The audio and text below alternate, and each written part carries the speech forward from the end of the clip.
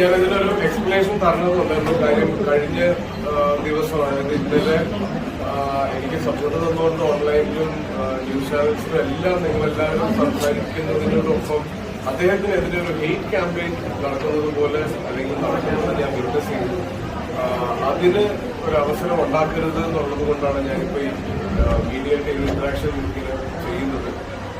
ഈ സത്യം പറഞ്ഞാൽ എനിക്ക് ഇതിനകത്തൊരു അഭിപ്രായം പറയണമെന്നോ ഇതിനെപ്പറ്റി കൂടുതൽ സംസാരങ്ങൾ ഉണ്ടാവണമെന്നൊന്നും ആഗ്രഹിച്ചില്ല. പക്ഷെ ഇന്നലെ ഉണ്ടാവുന്ന ഒരു ഹെയ്റ്റ് ക്യാമ്പയിനും അത് കാരണം അദ്ദേഹത്തിന് ഉണ്ടാവാൻ സാധ്യതയുള്ള അല്ലെങ്കിൽ അദ്ദേഹം ഇപ്പോൾ ഫേസ് ചെയ്തുകൊണ്ടിരിക്കുന്ന പ്രശ്നങ്ങൾ ഞാൻ കാണുന്നത് കൊണ്ടാണ് ഞാനിപ്പോ ഇന്ന് സംസാരിക്കുന്നത്.